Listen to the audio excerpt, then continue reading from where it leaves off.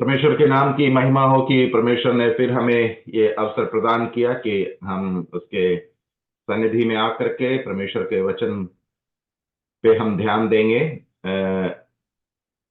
पिछले दिनों हम इब्रानी की किताब हम पढ़ रहे हैं। पहला अध्याय और दूसरा अध्याय हमने समाप्त किया है। आज परमेश्वर की इच्छा हुई तो हम इब्रानी की किताब उसके तीसरा अध्याय को हम आज देखेंगे। जिस प्रकार हम पहले भी हम मनन कर चुके हैं, इब्रानी की किताब का जो लेखक है, नाम तो नहीं दिया गया, लेकिन हमने देखा कि ज्यादा इतिहासकार जो है वो विश्वास रखते हैं कि पौलुस प्रेरित ही इस पत्र का या इस लेख का लेखक है।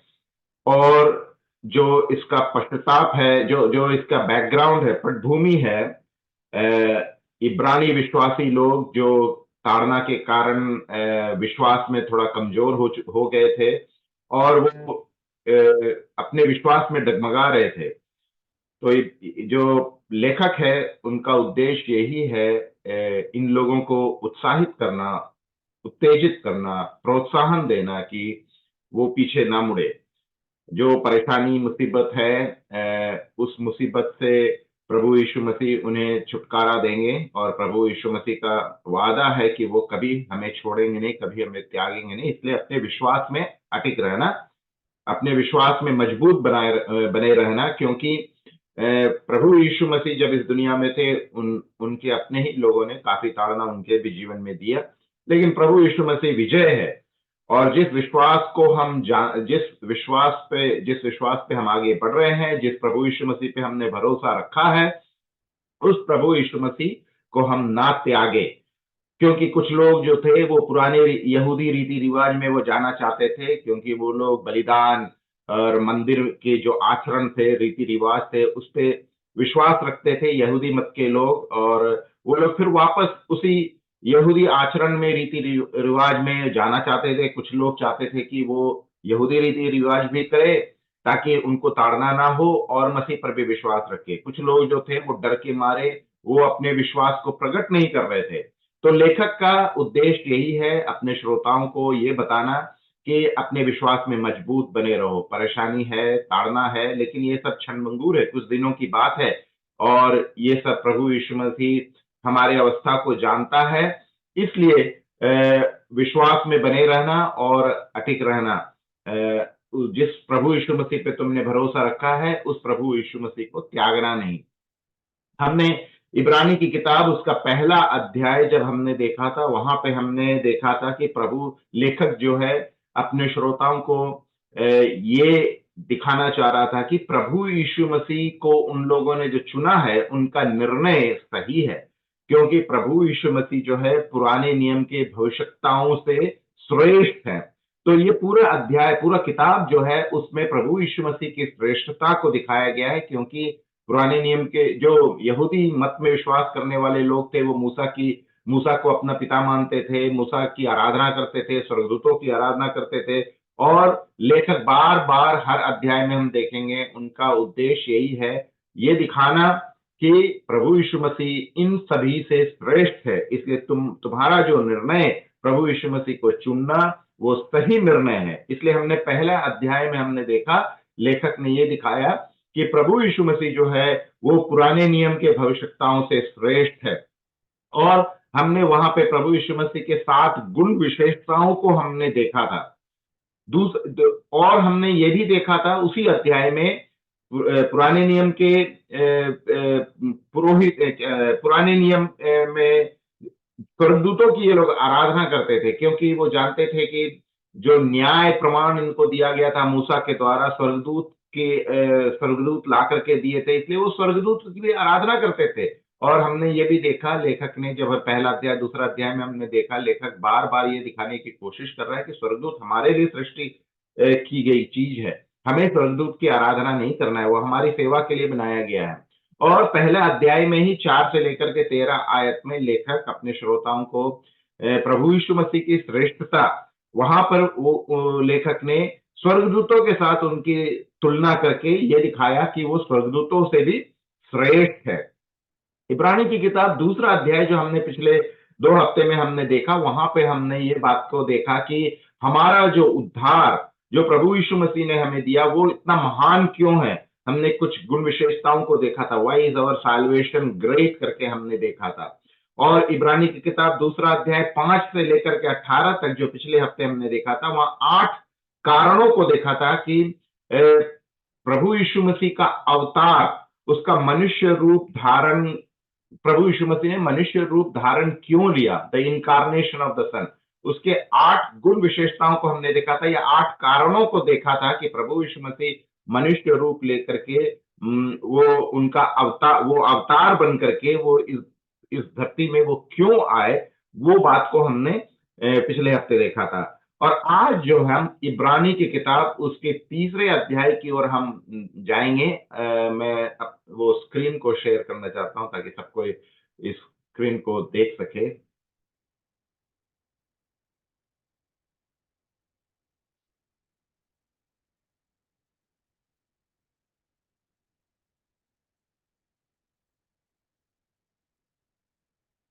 दिख रहा है सबको को स्क्रीन? ओके, आज हम देखेंगे जो 3 अध्याय है, वहां पर फिर प्रभु यीशु मसीह की श्रेष्ठता को दिखाया गया है। और यहां पे प्रभु यीशु मसीह मूसा से महान है। इब्रानी की किताब उसका 3 अध्याय जो आज हम देखेंगे, वहां पर लेखक जो है प्रभु यीशु मसीह को मूसा के साथ तुलना करके ये दिखाने की कोशिश अपने श्रोताओं को करेंगे कि वो मूसा से महान है। तो प्रभु यीशु मसीह की तुलना मूसा से क्यों किया गया है, ये भी सबसे पहले हमें समझने की बात है। हमें ये जानना होगा कि मूसा कौन था, और ये लोग इतना मूसा को इतनी प्रधान क्यों मानते थे, उनकी आराधना क्यों करते थे, मूसा को अपना पिता माना करते थे। क्योंकि हम जानते हैं इब्रानी विश्वासी लोग पुराने नियम में परिपक्व थे, न्याय प्रमाण में परिपक्व थे, और उनको ये पता था कि जो न्याय प्रमाण परमेश्वर ने इसराइलियों को जो दिया था वो मूसा के द्वारा दिया था। और इसलिए वो लोग बेसिकली वो लोग परमेश्वर को भूल कर जो मूसा को महान समझने लगे, और मूसा जो भी बोलता था उसकी बातों में एक वजन था। इसलिए यहां पर लेखक का उद्देश्य ये है, प्रभु यीशु मसीह की श्रेष्ठता मूसा से ज्यादा है वो दिखाने की कोशिश वो करेंगे, क्योंकि मूसा से बड़ा है प्रभु यीशु मसीह। इसलिए जो निर्णय इन लोगों ने प्रभु यीशु मसीह पर भरोसा रखने का, या प्रभु यीशु मसीह को अपना उद्धारकर्ता मानने का जो इनका निर्णय है वो सही है, क्योंकि प्रभु यीशु मसीह मूसा से महान है। इस बात की यहां पे हम देखेंगे। आइए हम इब्रानी की किताब उसका 3 अध्याय को हम देखेंगे। इब्रानी की किताब 3 अध्याय में मूसा से जो तुलना किया गया है, तो हमें सबसे पहला सवाल ये करना होगा कि मूसा कौन है। तो मूसा कौन है, अगर हम इसका जो बैकग्राउंड देखेंगे, तो इस्लाम और ईसाई धर्मों में एक प्रमुख नबी, तो इस्लाम और ईसाई धर्मों में एक प्रमुख नबी नबी हम जानते हैं कौन है, ईश्वरीय संदेश वाहक माने जाते हैं। दूसरी बात, खास तौर पे वे यहूदी धर्म के संस्थापक और इस्लाम धर्म में रसूल माने जाते हैं। कुरान और बाइबल में हजरत मूसा की कहानी दी गई है, जिसके मुताबिक लगभग 1200 ईस्वी पूर्व मिस्र के फरों के जमाने में जन्मे मूसा इस्राएली माता पिता की औलाद थे, पर मौत के डर से उनको उनकी मां ने नील नदी में बहा दिया। इस बात को हम जानते हैं, ये कहानी हम जानते हैं। नील नदी के किनारे मूसा फिरौन की बेटी को मिला, और उसने उस बच्चे को देखभाल के लिए उसकी मां को बुलवा लिया, और फिरौन की बेटी को यह नहीं मालूम था कि वह उस बच्चे की मां है। कहने का तात्पर्य है, मूसा की फिरौन की बेटी जब नहाने के लिए नील नदी में गई, तो वहां पे एक कटोरे में एक छोटे बच्चे को पाई, और वो बच्चे रो रही थी, तो उसको अपने महल में लेकर के आ गए। अब उस छोटे बच्चे को पालन पोषण करने के लिए किसी की आवश्यकता थी, तो अंत में किसी ने बताया कि एक औरत है, वो उसकी देखभाल कर सकती है। तो फरौन की बेटी ने बोला ठीक है, उसे लेकर के आओ। और वास्तविक तौर पर परमेश्वर की योजना के अनुसार मूसा की मां जो थी वही जोखाबत जो थी उसकी माँ वही आकर के मूसा मूसा की देखरेख करने के लिए महल में आए। तो हम ये चरित्र को जानते हैं। बाद में मूसा को मालूम हुआ कि अ, बाद में मूसा को मालूम हुआ कि वो इसराइली है और इसराइली जिसको फिरौन ने गुलाम बना लिया था, अत्याचार सह रहा। हम जानते हैं इसराइली लोग वहां बंदी बनाए गए थे, वो लोग स्लेव्स थे। तो मूसा जब छोटा बच्चा था तो उसे पता नहीं था, लेकिन जैसे जैसे वो बड़ा होते गया उसे सारी पता चल गई कि वो फरो के खानदान से नहीं है, वो इजिप्शियन नहीं है, वो मिस्री नहीं है, वो एक इसराइली व्यक्ति है। ये सब चरित्र उसको पता चल गया और जब उसे पता चल गया तो उसके मन में काफी बोझ अपने लोगों के लिए आया, जब वो देखा कि अपने ही लोग मिस्र में आकर के वो वहां पे स्लेव या गुलाम के तौर पे प्रताड़ित किए जा रहे थे, उनके जीवन में जो परेशानी आ रही थी वो देख करके उनके लिए वो लड़ने की एक ठान बांध ली थी। तो उनकी मदद के लिए वो पहले से ही तैयार हो चुके थे। इसके बाद मूसा ने इसराइल को ईश्वर द्वारा मिले 10 आदेश दिए, जो आज भी यहूदी धर्म का प्रमुख स्तंभ है। इसलिए मूसा को ये लोग इतना महान मानते हैं, क्योंकि जो न्याय प्रमाण इनको दिया गया, जो मंदिर में जो बलिदान की बातें होती थी, सैक्रिफिशियल सिस्टम, जो पुरोहित की बात हो रही थी, सब चीज मूसा ने इन लोगों को बताया और इसलिए ये लोग मूसा को अपना पिता मानते थे। यहूदी धर्म का वो पिता कहलाया जाता था। परमेश्वर ने उसे पवित्र शास्त्र में सभी मनुष्यों से अधिक विनम्र स्वभाव का व्यक्ति बताया। हम जानते हैं परमेश्वर ने खुद बोला, जब मूसा के भाई और बहन मिरियम और हारून जब मूसा के खिलाफ वो लोग शिकायत करने लगे, तब परमेश्वर ने आकर के उन लोग से, तुमने मूसा, मेरा जो सेवक मूसा है, उसके खिलाफ तुमने आवाज उठाया।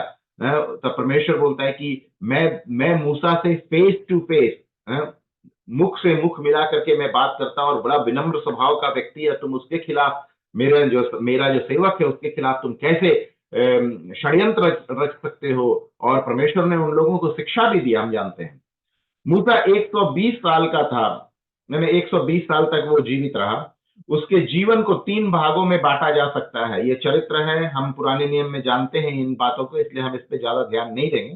पहला, मिस्र के राजा के रूप में। हम जानते हैं वो पहला जो भाग था वो मिस्र के राजा फरौन के, वहां पे उनकी परवरिश हुई और वो राजकुमारी जो थी, उन्होंने उसे अपने बेटे के रूप में पाला, तो वो एक राजकुमार के समान महल में अपने जीवन को गुजारा। दूसरा, चरवाहे के रूप में, फिर जब वो अपने एक इस्राएली भाई को बचाने के चक्कर में उसने एक मिस्री भाई को जब उसका कत्ल कर दिया, तो फरौन काफी गुस्सा हो गया मूसा से और अपनी जान को बचा करके मूसा महल छोड़ करके वो भाग गया। तो वो 40 साल जो था वो रेगिस्तान में वो चरवाहे के रूप में अपने जिंदगी को गुजारा था। वो 40 साल जो था वो परमेश्वर के बाइबल स्कूल में जिस प्रकार वो अध्ययन के लिए, उसे ट्रेनिंग के लिए परमेश्वर इस्तेमाल किया। वो 40 साल जो था उसके जीवन को परमेश्वर के कार्य के लिए तैयार करने के लिए परमेश्वर ने उसे रेगिस्तान में उसे संरक्षण दिया और उसे तैयार किया अपनी सेवकाई के लिए। और तीसरा जो आखिरी जो भाग था, 80 से लेकर के 120 साल, जो तीसरा, इसराइल के छुड़ाने वाले के रूप में, सेवियर ऑफ इसराइल, इसराइल का रखवाला के रूप में। उसकी मृत्यु के समय उसके पास उसकी पूरी ताकत थी। लेकिन परमेश्वर जब खुद मूसा के बारे में गवाही देते हैं कि मैं उससे वो बड़ा ही विनम्र स्वभाव का था, मैं उससे फेस टू फेस बात करता था, लेकिन फिर भी मूसा जो है वो प्रॉमिस्ड लैंड जो था, वो कनान देश जो था वो उसमें प्रवेश भी नहीं कर पाया, क्योंकि अपने लोगों के बचाव में वो परमेश्वर की आज्ञा का उल्लंघन किया और परमेश्वर उससे नाराज हो गया। इसलिए परमेश्वर ने उसे कनान देश में प्रवेश करने नहीं दिया। लेकिन फिर भी मूसा जब परमेश्वर से विनती किया तो परमेश्वर ने बोला, ठीक है, कनान देश तो तुम प्रवेश नहीं करोगे, लेकिन मैं तुम्हें कनान देश दिखाऊंगा। और पर्वत के ऊपर ले जाकर के उसे कनान देश दिखाया। ये सब बात हम मूसा के बारे जानते हैं। अब आप समझ रहे हैं कि मूसा के साथ क्यों लेखक प्रभु यीशु मसीह की तुलना कर रहा है और क्यों लेखक प्रभु यीशु मसीह को श्रेष्ठ सिद्ध करने की कोशिश करेगा। क्योंकि ये यहूदी विश्वासी लोग जो थे यहूदी मत में इतने परिपक्व थे और यहूदी मत में सिखाया जाता है मूसा कौन है, इतना श्रेष्ठ है। इसलिए लेखक जो है पुराने नियम से ही भाग को लेकर के अपने श्रोताओं को दिखाने की कोशिश करेगा कि प्रभु यीशु मसीह जो है वो मूसा से श्रेष्ठ है। इसलिए मूसा की आराधना करने की जरूरत नहीं है, प्रभु यीशु मसीह जो है मूसा से श्रेष्ठ है। जिस प्रकार यूहन्ना बपतिस्मा देने वाला जो है वो प्रभु यीशु मसीह का he was the four runner, वो प्रभु यीशु मसीह के लिए रास्ता तैयार कर रहा था, उसी प्रकार परमेश्वर ने मूसा को इस्तेमाल किया प्रभु यीशु मसीह के एक टाइप जिसको हम बोलते हैं, मूसा को प्रभु यीशु मसीह का एक रूप कहा गया है। उसका जो गुण विशेषता है हम देखेंगे, प्रभु यीशु मसीह के गुण विशेषता उसमें भी दिखता है। यानी प्रभु यीशु मसीह का एक रूप था, लेकिन वो प्रभु यीशु मसीह नहीं था। वो प्रभु यीशु मसीह के लिए वो रास्ता तैयार करने वाला एक वाहक था। यही बात को यहाँ पे लेखक अपने श्रोताओं को बताने की कोशिश करेंगे। इसके अलावा हम जानते हैं इस्राएली लोग जब 40 साल जब वो रेगिस्तान में अपने जिंदगी को गुजार रहे थे, तो उन लोगों के पास रहने के लिए घर नहीं था।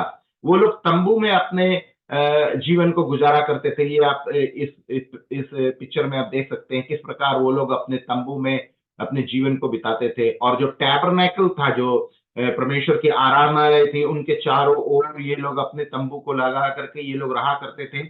और ये जो बादल है दिन में ये सफेद दिखता था, और जैसे जैसे ये बादल जहां पर भी रुक जाता था, ये एक इशारा था कि इस्राएली लोग जो है अपनी मरुभूमि यात्रा में उनको कहां पर जाकर रुकना है। जब ये बादल रुक जाता था तो इन लोग वहीं पर रुक करके अपना तंबू लगा लिया करते थे। जैसे ही बादल फिर चलना शुरू करता था तो ये लोग सारे तंबू वंबू को और अपना टैबरनेकल को बांध करके, ये लोग बोरिया बिस्तर बांध करके फिर इनको अगले जगह जाते। इनका जिंदगी आप देखिए कितना मुसीबत के साथ था। ये लोग रेगिस्तान में जा रहे थे। परमेश्वर जो है इनको सिखाने की, इनके जीवन में इनको परिपक्व करने के लिए, विश्वास में मजबूत करने के लिए इनको एक ट्रेनिंग दी जा रही थी। इनको एक परिपक्व किया जा रहा था। इनके विश्वास को मजबूत करने के लिए, इन्हें सिखाने के लिए परमेश्वर इनको रेगिस्तान से 40 साल तक ये लोग सफर कर रहे थे। और मूसा जो था इन लोगों का हर एक कार्यों में वही जो था गाइडेंस दे रहे थे, उनके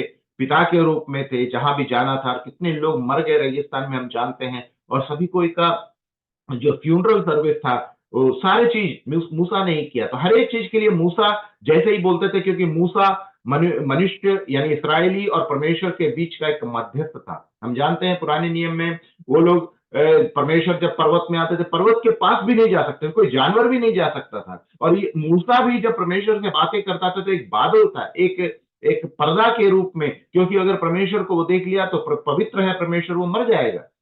तो इतना एक मनुष्य और परमेश्वर के बीच की दूरी थी।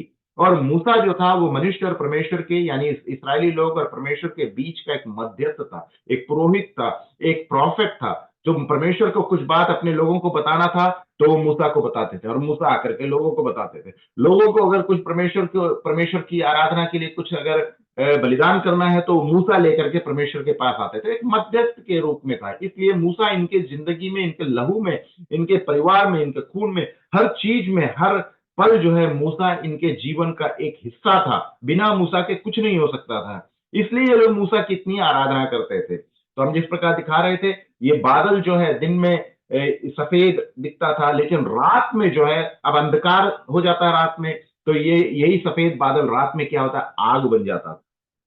तो इन लोगों को रोशनी उस रेगिस्तान में हम जानते हैं वहां पे रेत है, तो रेत में आपको कितना कुछ दिखता नहीं है, लेकिन रेत में क्या है, जिस प्रकार बिजली नहीं है वहां पे, तो इन लोगों को दिखने के लिए क्या है, यही बादल जो है रात में आग के रूप में इनको रोशनी देता था, और दिन में फिर क्या है, ये सफेद बन जाता था। उसके अलावा हम जानते हैं इन लोगों को 40 साल जब ये मरुभूमि यात्रा में थे, मन्ना, स्वर्ग से इनको मन्ना मिलता था। फिर बहुत सारे चरित्र हमने पुराने नियम में हम जानते हैं, इसलिए हम उस पर ज्यादा ध्यान नहीं देंगे। मूसा ही जो था वहां पे 10 प्लेग, जो वहां पे 10 बीमारियां जो वहां पे आए थे, जब फरोह के साथ जब वहां पे बात हो रही थी, और जब वो अपने लोगों को मिस्र में जब इसराइलियों को अपने बंदी बना लिए थे, उनको नहीं छोड़ रहे थे, तो परमेश्वर मूसा को इस्तेमाल करके कितने चमत्कार किए थे। तो इन लोग हर एक चीज को जानते, छोटे बच्चे से लेके बुजुर्ग तक ये पूरा चरित्र जानते हैं कि मूसा कितना महान था, मूसा कितना बड़ा चमत्कार किया था। जबकि परमेश्वर ने मूसा के द्वारा ये कार्य किए, और इन लोग परमेश्वर को ही भूल गए। और मूसा पर ज्यादा वो लोग ध्यान देना शुरू कर दिया कि मूसा ने ही सब चीज किया, मूसा ने हमें न्याय प्रमाण दिया, मूसा ने हमें मंदिर दिया, मूसा ने हमें तंबू दिया, मूसा ने हमें मन्ना दिया, मूसा ने हमें संरक्षण दिया, मूसा ने हमें 40 साल तक मरुभूमि यात्रा में हमें सहायता किया। तो सारे चीज मूसा मूसा इनके मन में था। तो लेखक को ये जो इनके खून में मूसा का जो नाम जप रहे थे, उसको हटाने के लिए पुराने नियम से ही इन लोगों को दिखाना था कि मूसा जो है वो परमेश्वर का एक दूत था, परमेश्वर का एक वाहक था, और मूसा की आराधना करने की जरूरत नहीं है। लेखक का ये उद्देश्य नहीं है, मूसा को नीचा दिखाने के उद्देश्य नहीं है। लेखक का सिर्फ ये उद्देश्य है कि मूसा तुम्हारा पिता था, आत्मिक पिता था, लेकिन मूसा परमेश्वर नहीं था, मूसा मसीह यीशु नहीं था, इसलिए मूसा की आराधना करने की जरूरत नहीं है, मूसा को इज्जत देने की जरूरत है। तो ये बात यहाँ पे लेखक बार बार अपने श्रोताओं को दर्शाने की कोशिश करेगा। तो इब्रानी की किताब 3 अध्याय 1 आयत से लेकर के 6 आयत तक हम पढ़ेंगे। यहाँ पर यीशु परमेश्वर का प्रतिनिधि तथा हमारे प्रमुख याजक है, इस बात को हम देखेंगे। आइए हम इसको पढ़ेंगे। इब्रानी की किताब 3 अध्याय 1 से लेकर के 6 आयत तक। यहां पे हम देखते हैं यीशु मूसा से महान है, ये बात लिखी गई है। इब्रानी की किताब 3 अध्याय 1 से लेकर के 6 तक। अतः स्वर्गीय बुलावे में भागीदार हे पवित्र भाइयों, अपना ध्यान उस यीशु पर लगाए रखो जो परमेश्वर का प्रतिनिधि तथा हमारे घोषित विश्वास के अनुसार प्रमुख याजक है। जैसा परमेश्वर के समूचे घराने में मूसा विश्वसनीय था, वैसे ही यीशु भी, जिसने उसे नियुक्त किया था, उस परमेश्वर के प्रति विश्वासपूर्ण था। 3 आयत। जैसे भवन का निर्माण करने वाला स्वयं भवन से अधिक आदर पाता है, वैसे ही यीशु मूसा से अधिक आदर का पात्र माना गया, क्योंकि प्रत्येक भवन का कोई ना कोई बनाने वाला होता है, किंतु परमेश्वर तो हर वस्तु का सृजनहार है। परमेश्वर के समूचे घराने में मूसा एक सेवक के समान विश्वास पात्र था। वह उन बातों का साक्षी था जो भविष्य में परमेश्वर के द्वारा कही जानी थी। 6वां आयत। किंतु परमेश्वर के घराने में मसीह तो एक पुत्र के रूप में विश्वास करने योग्य है, और यदि हम अपने साहस और उस आशा में विश्वास को बनाए रखते हैं, तो हम भी उसका घराना है। तो यहां पर हम देखते हैं लेखक जो है प्रभु यीशु मसीह की श्रेष्ठता को दिखाने की कोशिश कर रहा है। प्रभु यीशु मसीह कौन है? प्रभु यीशु मसीह मूसा से महान है, प्रभु यीशु मसीह मूसा से श्रेष्ठ है। इसलिए 3 अध्याय की शुरुआत जो होती है अतः, यानी देयरफॉर, इसका मतलब जो दूसरा अध्याय जब हम पढ़ रहे थे, वहां पे प्रभु यीशु मसीह की श्रेष्ठता को दिखाया गया कि प्रभु यीशु मसीह कौन है, ये दिखाने के बाद यहां पर अब मूसा के साथ तर्जमा किया जा रहा है, मूसा के साथ तुलना किया जा रहा है। और हमारे लिए भी बहुत सारी बातें जो लेखक यहाँ पे लिख रहा है, कितना प्रोत्साहन की बात है। हमें क्या कह रहा है? अतः स्वर्गीय बुलावे में भागीदार हे पवित्र भाइयों। कितनी अच्छी बात है। हम अपने एक भाई को किस प्रकार से इंट्रोड्यूस करते हैं? हम उसे क्या प्यार से बुलाते हैं? लेखक जो है हमें क्या बोलता है, आप देखिए, पवित्र भाइयों, होली ब्रदरन। क्या आपने कभी सोचा है परमेश्वर प्रभु यीशु मसीह हमें क्या बोल रहा है? होली ब्रदरन। हम उसके पवित्र, चूंकि परमेश्वर पवित्र है, प्रभु यीशु मसीह पवित्र है, और प्रभु यीशु मसीह ने क्या बोला? मैं अपने भाइयों के बीच में तेरे नाम की आराधना करूंगा। हमें अपना भाई, हम पिछले दिनों हमने देखा है, हमें अपना भाई बोलने में वो शर्मिंदगी नहीं महसूस करता। पवित्र भाइयों। तो इस्राएली लोग जो थे, जो यहूदी मत में विश्वास करते हैं, उनको लेखक बोल रहा है कि आप लोग भी क्या है? पवित्र हैं, होली हैं, क्योंकि प्रभु यीशु मसीह के रक्त के द्वारा जब आपने प्रभु यीशु मसीह पे विश्वास किया, भरोसा किया, तो आपके पाप क्षमा हो गए। अब आप अपवित्र नहीं हैं, अब पवित्र बन गए हैं। और भाई हैं क्योंकि परमेश्वर के भवन का एक हिस्सा बन गए हैं, आप उसके परिवार के एक सदस्य बन गए हैं। जब परिवार के सदस्य बन गए हैं तो परिवार में जो भी लोग हैं भाई बहन हैं। तो आप सिर्फ भाई बहन नहीं हैं, बल्कि आप पवित्र भी हैं। आप समझ रहे हैं? क्योंकि परमेश्वर प्रभु यीशु मसीह पवित्र है, इसलिए आप पवित्र हैं। प्रभु यीशु मसीह बोल रहा है कि आप मेरे भाई हैं, इसलिए हम सभी कोई उसी परिवार के भाई बहन। सिर्फ वो बात नहीं बोल रहा है कि पवित्र है भाइयों, स्वर्गीय बुलावे, स्वर्गीय बुलावे, हेवनली कॉलिंग। हमारा जो बुलाहट है वो कहां से है? पृथ्वी से नहीं है। हमारा जो बुलावा आया है वो स्वर्ग से आया है। स्वर्ग में जो विराजमान परमेश्वर है, स्वर्ग में जो विराजमान सृष्टि करता है, स्वर्ग में जो विराजमान ब्रह्मांड का सृष्टाव जो है, हमें वहां से बुलावा आया है। इसलिए कोई धरती का कोई पुरोहित या धरती में संसार में रहने वाला कोई गुरु हमको नहीं बुलाया है। अब आप देखिए, ये लोग डगमगा रहे हैं अपने विश्वास में, ये लोग कमजोर हो रहे हैं। तो लेखक क्या कर रहा है? कितनी अच्छी बातें उसको बताया, तुम्हारा जो बुलावा आया है वो स्वर्ग से आया है। स्वर्ग का जो अधिकारी है उसने तुम्हें बुलाया है और तुम भागीदार हो। स्वर्गीय बुलावे में भागीदार हमारा हिस्सा है। हमारा इनहेरिटेंस इस धरती पर नहीं है, हम इस स्वर्ग के भागीदार हैं। हे पवित्र भाइयों, अपना ध्यान उस यीशु पर लगाए रखो। तो लेखक क्या बोल रहा है? आप देखिए क्यों बोल रहा है लेखक कि तुम अपना ध्यान यीशु से मत हटाओ। क्योंकि आपको याद है जब पतरस, जब वो पानी में, जब वो परमेश्वर प्रभु यीशु मसीह ने उसे पानी में चलने के लिए बोला, तो क्या हुआ? वो डगमगाने लगा। ही बोल, मैं तो डूब रहा हूं। जब तक वो प्रभु यीशु मसीह की ओर अपनी दृष्टि किए हुए था तब तक वो पानी में चल रहा था। लेकिन जैसे ही उसकी दृष्टि प्रभु यीशु मसीह से दूर हो गई तो वो क्या हो गया? डूबना शुरू हो गया। लेकिन वो डूबा नहीं। तो लेखक यही बोल रहा है, तुम अपनी दृष्टि प्रभु यीशु मसीह से दूर मत करो। तुम्हारी जो निगाह है वो प्रभु यीशु मसीह पर लगाए रखो, क्योंकि अगर अपना दृष्टि तुम वहां से दूर करोगे तो तुम डगमगा जाओगे, तुम डूब जाओगे। इसलिए अपनी आंखें, अपनी दृष्टि यीशु पर लगाए रखो। क्यों? क्यों यीशु पर लगाए रखो? क्योंकि यीशु कौन है? अब देखिए यहां लिखा गया है, जो जो मतलब यीशु मसीह परमेश्वर का प्रतिनिधि। यीशु मसीह कौन है? अगर आपसे पूछा जाए या आपसे कोई पूछे यीशु मसीह कौन है, वो परमेश्वर का प्रतिनिधि है। परमेश्वर ने प्रभु यीशु मसीह को अपने प्रतिनिधि के रूप में अवतार रूप लेकर के इस दुनिया में भेजा। तो प्रभु यीशु मसीह कौन है? अगर कोई पूछे, सबसे आसान उत्तर क्या है? प्रभु यीशु मसीह परमेश्वर का प्रतिनिधि है। सिर्फ ये बात नहीं है, तो वो परमेश्वर का प्रतिनिधि है, लेकिन हमारे लिए कौन है? हमारे घोषित विश्वास के अनुसार प्रमुख याजक है। तो प्रभु यीशु मसीह सिर्फ परमेश्वर का नहीं है, प्रभु यीशु मसीह हमारा भी है। अब आप देखिए कितना मधुर संदेश है ये।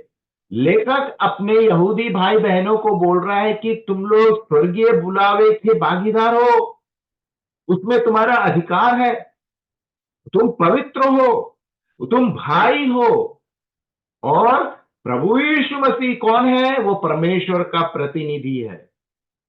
वो परमेश्वर के लिए परमेश्वर का प्रतिनिधि है। लेकिन हमारे लिए कौन है? वो हमारा प्रमुख याजक है। प्रभु यीशु मसीह का प्रतिनिधि, प्रभु परमेश्वर का प्रतिनिधि प्रभु यीशु मसीह हमारा प्रमुख याजक है। इसलिए हमें किसी और याजक की आवश्यकता नहीं है। हमें हारून की आवश्यकता नहीं है, हमें मूसा की आवश्यकता नहीं है। पुराने नियम में न्याय प्रमाण जब था तब उस समय मूसा की आवश्यकता थी। यहां पे जिस प्रकार परमेश्वर का प्रतिनिधि मूसा था, और परमेश्वर का प्रतिनिधि सिर्फ नहीं, पुरोहित लोग जो थे वो याजक थे। मनुष्य और परमेश्वर के बीच में वो एक याजक का काम करते थे। लेकिन नए नियम में प्रभु यीशु मसीह अवतार लेकर के जब आए तो वो परमेश्वर का प्रतिनिधि बन करके आए और हमारा प्रमुख याजक बन गए। इसलिए हमें आज पुरोहित की आवश्यकता नहीं है, क्योंकि प्रभु यीशु मसीह हमारा पुरोहित है। उसके अलावा यूहन्ना रचित सुसमाचार 6ठा अध्याय अगर हम पढ़ेंगे, वहां पर 32वें आयत में ऐसे लिखा है, प्रभु यीशु मसीह की खुद संदेश है ये। इसलिए लेखक क्या कोशिश कर रहा है? वो पुराने नियम के भाग से ही उनको दिखाने की कोशिश करेगा कि देखो मूसा से महान है प्रभु यीशु मसीह। यूहन्ना रचित सुसमाचार में हम पढ़ते हैं 6वां अध्याय 32वें आयत पे, इस पर यीशु ने उनसे कहा, मैं तुम्हें सत्य बताता हूं। यीशु ने कहा, क्या सत्य बताता हूं? वह मूसा नहीं था जिसने तुम्हें खाने के लिए स्वर्ग से रोटी दी थी। हमने देखा ना वो मन्ना, 40 साल तक जब वो रेगिस्तान में जब वो भटक रहे थे, तो उनको हर रोज उनको खाने के लिए स्वर्ग से मन्ना दिया जा रहा था। तो ये लोग सोच रहे थे मूसा इनको मन्ना दिया। तो प्रभु यीशु मसीह इनको चेतावनी दे रहा है, प्रभु यीशु मसीह इनको ये बताने की कोशिश कर रहे हैं कि वो मूसा नहीं था।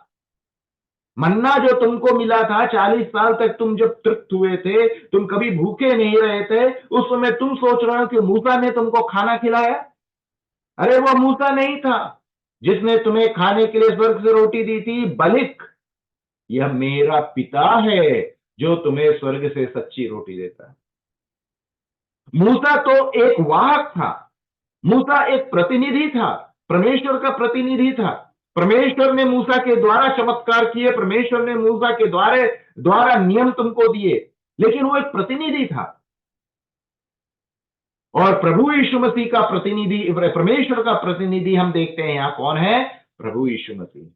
तो यहां पे प्रभु यीशु मसीह खुद बोल रहे हैं, मैं तुम्हें सत्य बताता हूं कि मूसा नहीं था जिसने तुम्हें खाने के लिए स्वर्ग से रोटी दी, बल्कि यह मेरा पिता, यह मेरा, प्रभु यीशु मसीह बोल रहा है, मेरा पिता यानी परमेश्वर ने तुम्हें स्वर्ग से सच्ची रोटी देता है। तो यहां पे वो बताता है तुम वो रोटी खाओगे तो तुम भूखे हो जाओगे, लेकिन यहां पे वो परमेश्वर की वचन की बात की जा रही है ना। वो जो रोटी है वो आत्मिक रोटी, तुम उस रोटी को खाओगे तो तुम भूखे हो जाओगे, भूखे रहोगे, तुम उस जल से पियोगे तो तुम प्यासे रहोगे। लेकिन प्रभु यीशु मसीह ने कहा कि मैं उस जीवन की रोटी हूं, मैं वो जीवन का जल हूं।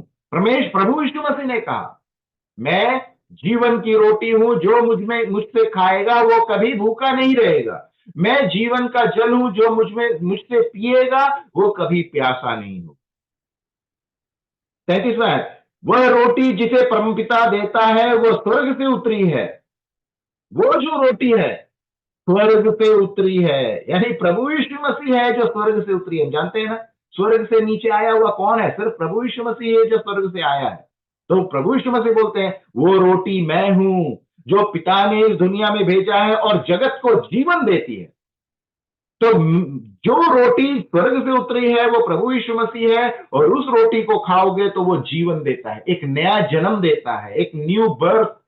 कहने का मतलब जब तुम प्रभु यीशु मसीह को खाओगे, कहने का मतलब जब प्रभु यीशु मसीह को तुम ग्रहण करोगे, प्रभु यीशु मसीह को तुम अपने उद्धारकर्ता के रूप में ग्रहण करोगे, तो कहने का मतलब क्या है कि तुम प्रभु यीशु मसीह को खा लिए तो तुम्हें जीवन मिलता है। इसलिए यहां पर भी हम देखते हैं लेखक का उद्देश्य यह है श्रोताओं को दिखाना कि जो तुम रोटी खाए 40 साल तक, जो तुम मन्ना खाए, वो मूसा नहीं था जो तुमको दिया, वो परमेश्वर ने तुम्हारी फिक्र की और परमेश्वर ने तुम्हें वो दिया। लेकिन लोग मूसा की आराधना करने लगे। यहां पे देखिए मूसा के जीवन में यीशु की परछाई हम देखते हैं। जैसे मूसा ने रेगिस्तान में कांसे का सांप को ऊपर उठा लिया था, हम जानते हैं वो चरित्र जानते हैं, हम पढ़ेंगे नहीं। गिनती की किताब 21वें अध्याय 4 से 9 में हम जानते हैं, जब वहां पे लोगों को बीमारी आ गई, जब वो रोग से पीड़ित हो गए, तो वो कांसे का सांप बनाया और परमेश्वर ने बोला तुम ऊपर उठाओ और जिन जिन और कांसे सांप को देखेगा वो चंगा हो जाएगा। तो वो एक टाइप है, वो एक परछाई है। जैसे हम नए नियम में देते हैं प्रभु यीशु मसीह को उस कालवरी क्रूस पे उठा लिया गया, जहां पे अपने जीवन को दिया, और जिन जिन लोगों ने अपनी आंखों को उस कालवरी क्रूस पर दर्शाया वो चंगे हो गए। कहने का मतलब जिन जिन लोगों ने सूली पर मारे गए प्रभु यीशु मसीह पर भरोसा रखा वो चंगे हो गए। वो हम यूहन्ना रचित सुसमाचार 3 अध्याय 14वें आयत में पढ़ते हैं, मानव पुत्र भी ऊपर उठा लिया जाएगा। उसके अलावा निर्गमन की किताब 16 अध्याय में हम जाते हैं, पूर्वजों ने रेगिस्तान में मन्ना खाया, 40 साल तक वो लोग मन्ना खाए। और यहाँ पे अभी हमने जैसे पढ़ा यूहन्ना रचित सुसमाचार 6वें आयत में, वहां पे पवित्र शास्त्र में लिखा है उसने उन्हें खाने के लिए स्वर्ग से रोटी दी। यहां पर वो जो मन्ना था वो शारीरिक भोजन था, यहाँ पे आत्मिक भोजन की बात की जा रही है। निर्गमन की किताब 1 और 2 अध्याय में हम जानते हैं, वहां पे 3 महीने बाद मां डरी कि बच्चा ढूंढ लिया जाएगा, तब वो मार डाला जाएगा, क्योंकि वो लड़का है, इसलिए उसने एक टोकरी बनाई और उस पर तारकोल का लेप इस प्रकार किया कि वह तैर सके। उसने बच्चे को टोकरी में रख दिया, तब उसने टोकरी को नदी के किनारे लंबी घास में रख दिया। हम जानते हैं फरोन ने वहां पे जो आज्ञा दिया था कि जो जो लड़के हैं, छोटे लड़के हैं, सबको मार दिया जाए। तब प्रभु जब मूसा मूसा का जन्म हुआ था, तो मूसा जो था उसे किस प्रकार बचा लिया गया था। तो वो मरने के लिए लोग कोशिश किए, लेकिन वो क्या, मरने के बला इनका इनका उद्धार जो उनका बंदी से उद्धार करने वाला वो बन गया। यहाँ नए नियम में हम देखते हैं हेरोदेस भी है, वहां पे क्या है, उसने वो नियम लाया कि छोटे बच्चे जो भी पैदा हुए उसको मार डालो। यहाँ पे लिखे है ना, विद्वानों ने उसके साथ चाल चली, तब वो आगे आग बबूला हो गया। उसने आज्ञा दी कि बेतलेहम और उसके आसपास में 2 वर्ष के या उसके छोटे सभी बालकों की हत्या कर दी जाए। तो वहां पर भी हम देखते हैं किस प्रकार प्रभु यीशु मसीह को मारने की कोशिश की गई, लेकिन प्रभु यीशु मसीह मरने के बजाय वो उद्धारकर्ता बन गए। तो ये देखिए, एक एक तुलना वहां पे जो की जा रही है कि मूसा के जीवन में हम जो देखते हैं वो प्रभु यीशु मसीह में वो पूर्ण हुआ, इसलिए वो एक परछाई के तौर पे था। मूसा जो है वो परमेश्वर के एक परछाई के तौर पे था। फिर उसके हम प्रेरितों के काम 7वें अध्याय 20 से जब 44 आयत में हम वहां पढ़ते हैं, वहां पे जिस प्रकार मूसा को ये लोग, जिस प्रकार मूसा एक समय में इन लोग बार बार मूसा के खिलाफ ये लोग क्या कर रहे थे, विद्रोह करने लगे थे। जब मूसा इनकी सहायता नहीं कर रहे थे, तो बोल रहे हम, इससे अच्छा था कि हम वहां मर जाते करके विद्रोह कर रहे थे। उसी प्रकार प्रभु यीशु मसीह के खिलाफ भी लोग विद्रोह किए। रोमियो की पत्री 9 और 33 में, देखो मैं सियोन में एक पत्थर रख रखा हूं जो ठोकर दिलाता है, और एक चट्टान जो अपराध कराती है, किंतु वह जो उसमें विश्वास करता है उसे कभी निराश नहीं होना होगा।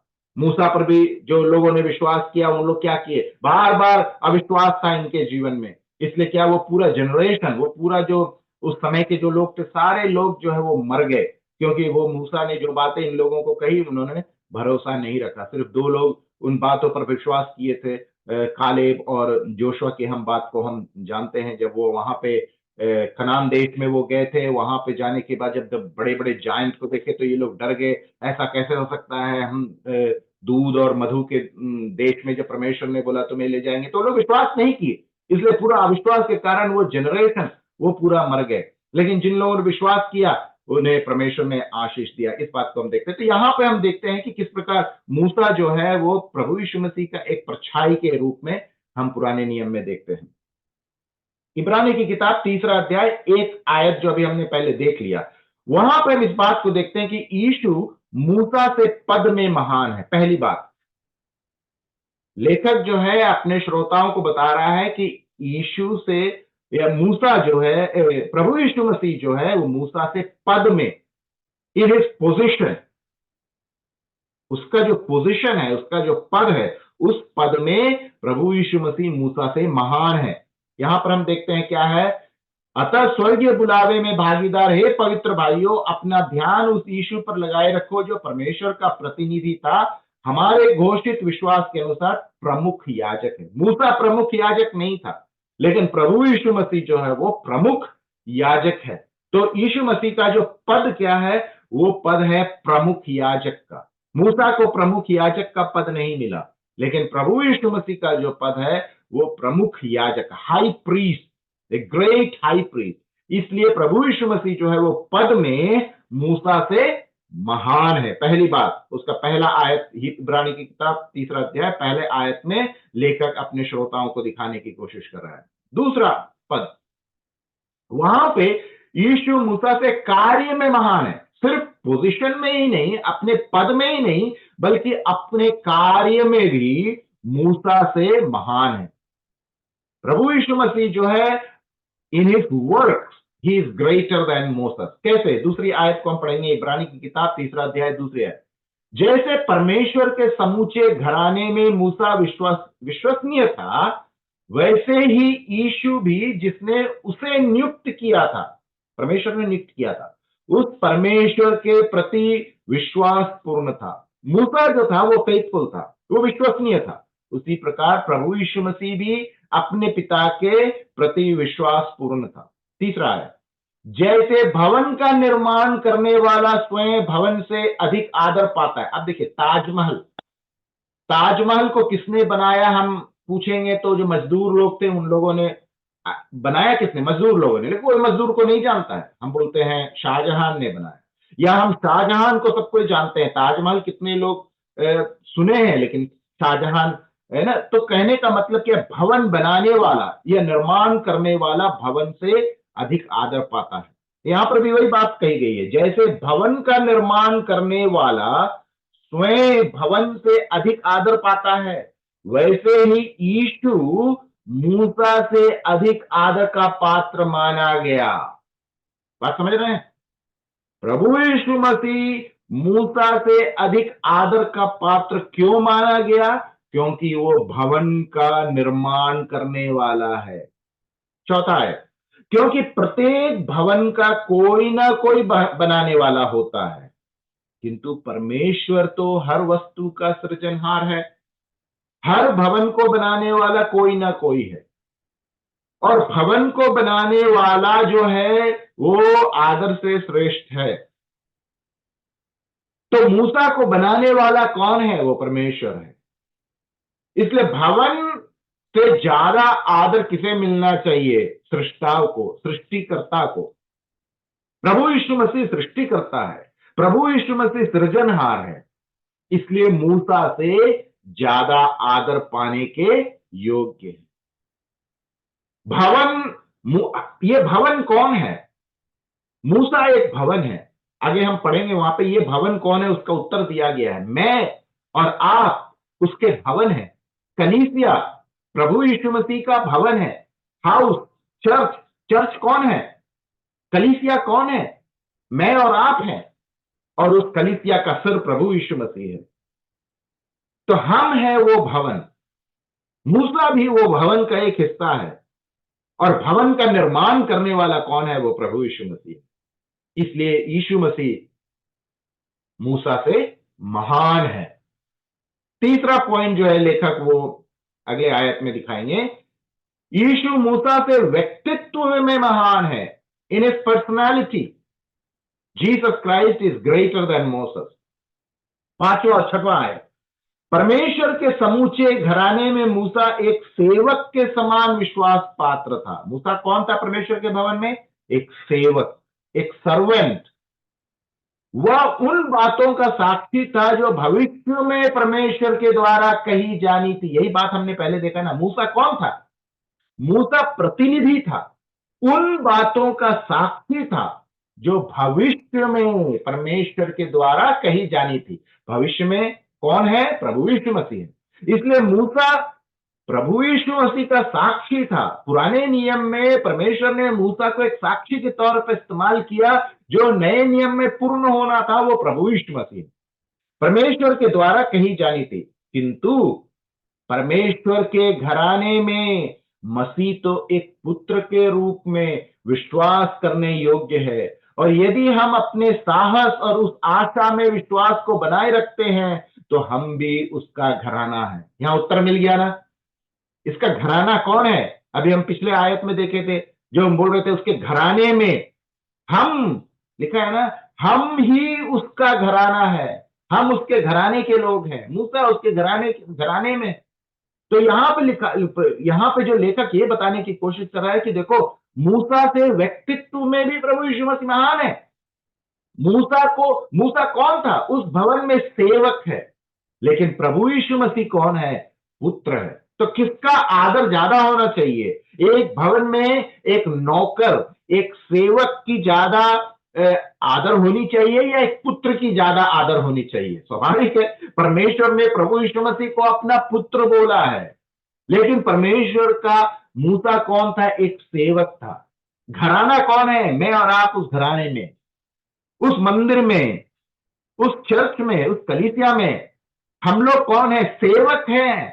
लेकिन परमेश्वर का पुत्र प्रभु यीशु मसीह पुत्र है। तो किसका व्यक्तित्व ज्यादा मायने रखता है? साफ बात है, जायज है प्रभु यीशु मसीह, क्योंकि प्रभु यीशु मसीह पुत्र है। पुत्र का अधिकार हम जानते हैं। उड़ाव पुत्र की कहानी हम जानते हैं। वहां पे काफी सेवक लोग थे, लेकिन उड़ाव पुत्र बगावत करने के बावजूद जब वापस घर में आया तो पिता ने किस रूप से स्वागत किया। तो एक पुत्र का जो अधिकार अपने परिवार में, अपने भवन में, अपने घराने में एक सेवक से ज्यादा है। तो मूसा जो है उस घराने में सेवक है, प्रभु यीशु मसीह कौन है? वो पुत्र है। इसलिए व्यक्तित्व में भी प्रभु यीशु मसीह क्या है? मूसा से महान है।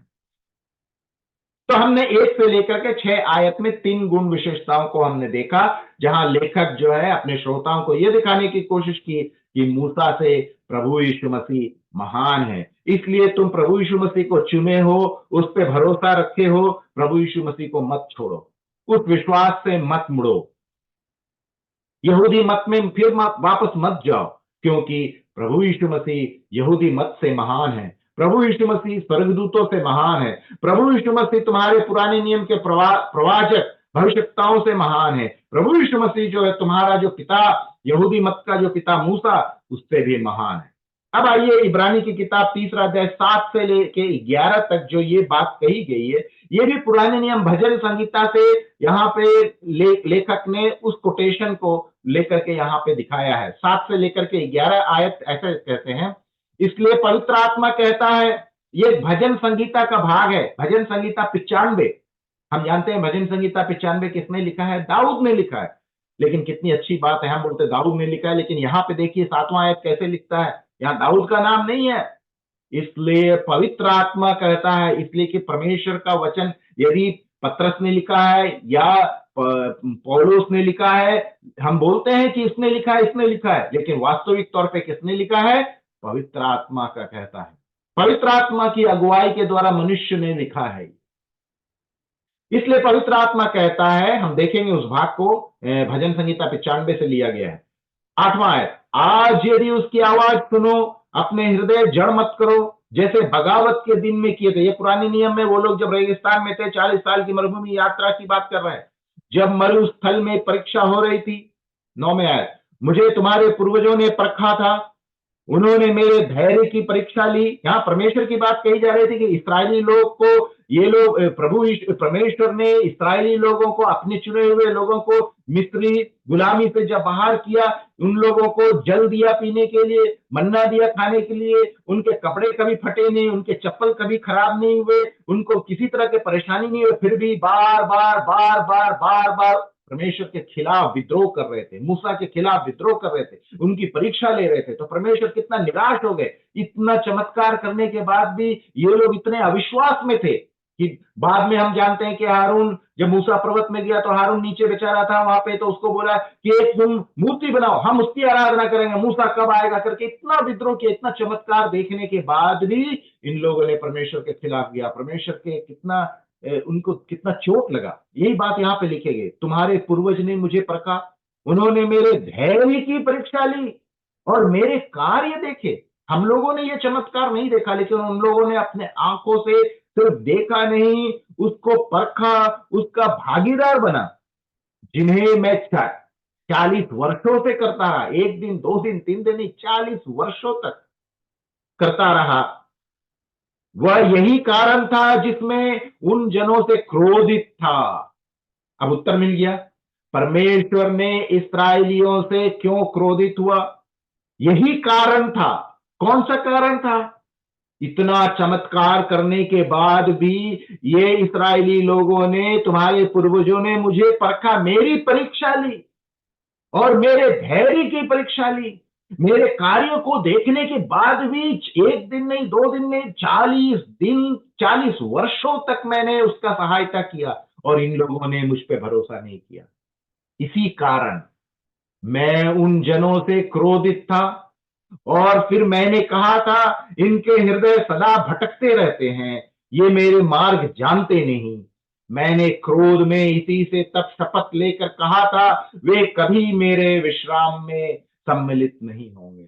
ये बात जो लेखक क्यों यहां लेकर के आया, क्योंकि आपको समझना है ये किससे बातें कर रहा है।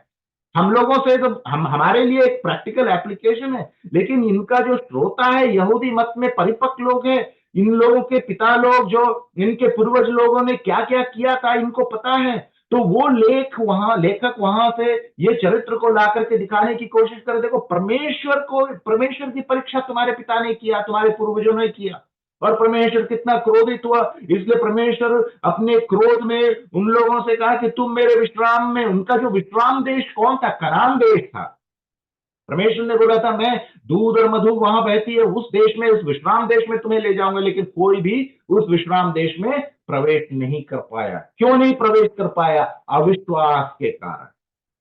तो हमारे लिए नए नियम में वो विश्राम देश क्या है? वो स्वर्ग है।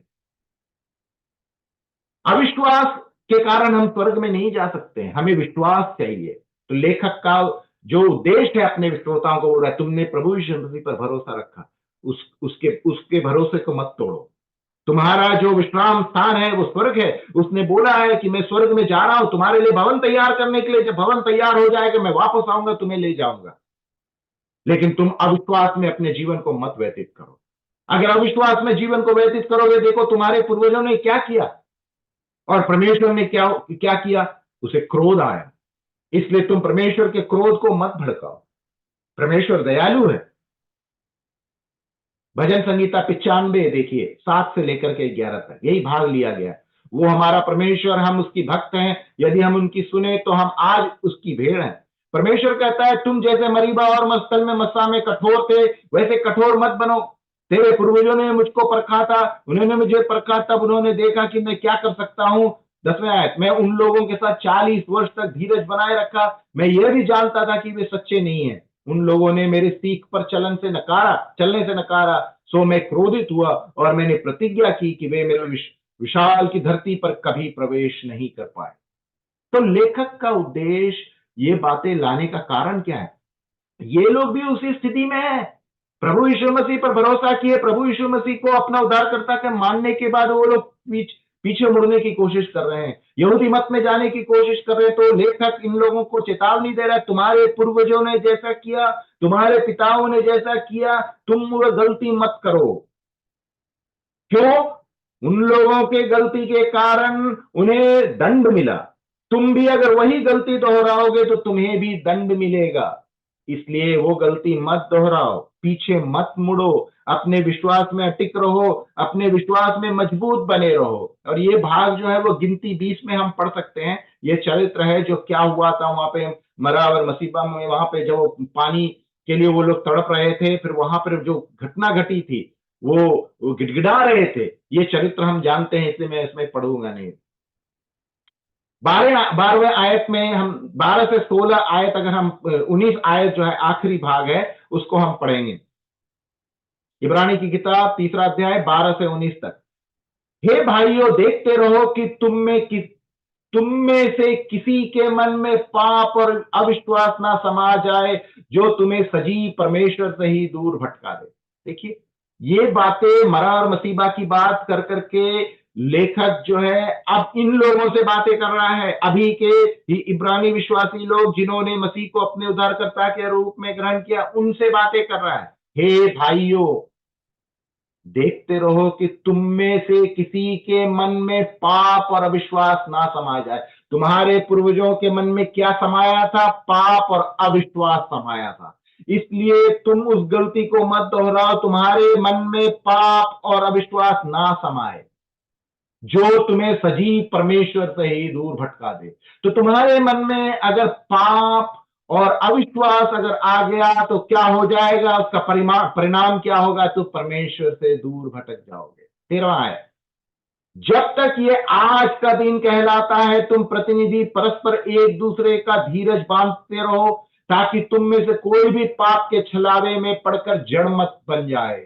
तो लोग, लेखक बोल रहा है कि तुम लोग एक दूसरे को प्रोत्साहन दो। तुम लोग, जब हम मसीह लोग कलीसिया में क्यों आते हैं, आराधना में क्यों आते हैं, प्रार्थना में क्यों आते हैं? हम सिर्फ आराधना करने के लिए नहीं, प्रार्थना करने के लिए नहीं, एक दूसरे की हिम्मत बांधने के लिए। तो लेखक कह रहा है एक दूसरे को हिम्मत बांधो, जो मुसीबत में है उसकी सहायता करो, जिसका विश्वास कमजोर हो गया है उसका विश्वास को मजबूत बनाओ, उसको प्रोत्साहन दो।